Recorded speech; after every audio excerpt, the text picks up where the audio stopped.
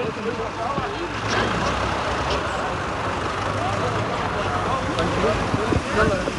ابني والله العظيم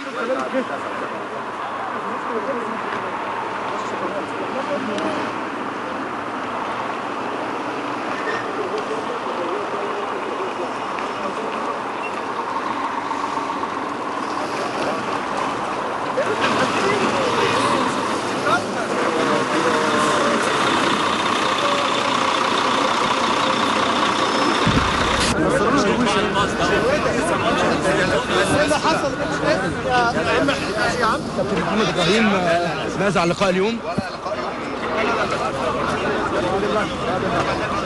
كابتن محمد وضح لنا ماذا حدث؟ كابتن طلعت ماذا حدث؟ كابتن محمد ماذا حدث خارج استاد الكليه الحربيه؟ زي ما انت شايف. طب ده حصل اعتداء ده فين يا كابتن طلعت؟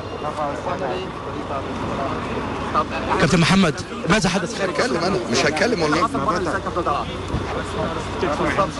يعني تحديدا فين؟ في انهي منطقه؟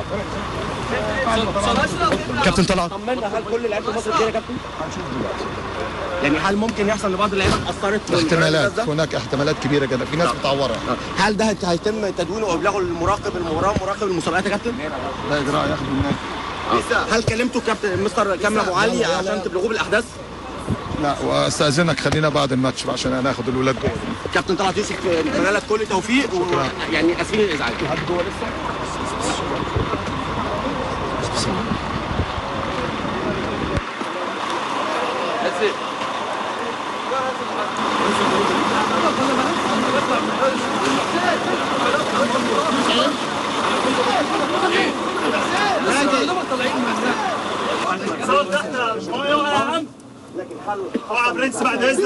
مشاهدينا احنا مع السواق الخاص بالنادي المصري، ماذا حدث؟ احنا خارجين من الفندق، ويا دوبك الجماعه بتوع الشرطه طالعين، احنا بنلف الباص ماشي صور ويا دوبك بنعدي ولقينا ضربه طوب اشتغل. تمام، ده من جمهور نادي الزمالك. انا ما اعرفش مين، مين بالتحديد ما اقدرش اقول لك، انا ما سمعتش غير طخ طخ وتكسير وتخبيط في الاتوبيس بس. جريت في اي اصابات للاعيبه نادي الله اعلم، لسه بيشوفوا جوه دلوقتي في اصابات ولا لا.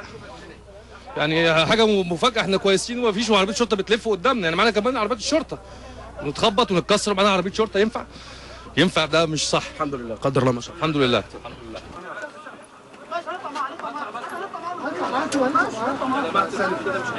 استنى اسطى يلا يا برنس. ماشي بس الناس اطلع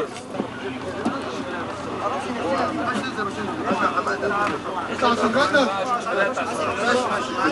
اطلع سنجندر. تعالى يا فندم، تعالى.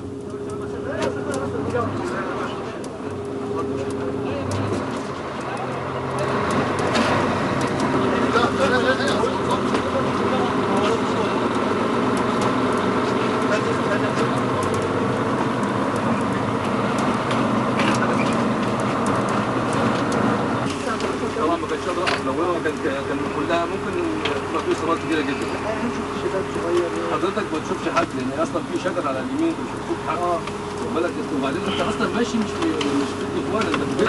هو دلوقتي ممكن يتعور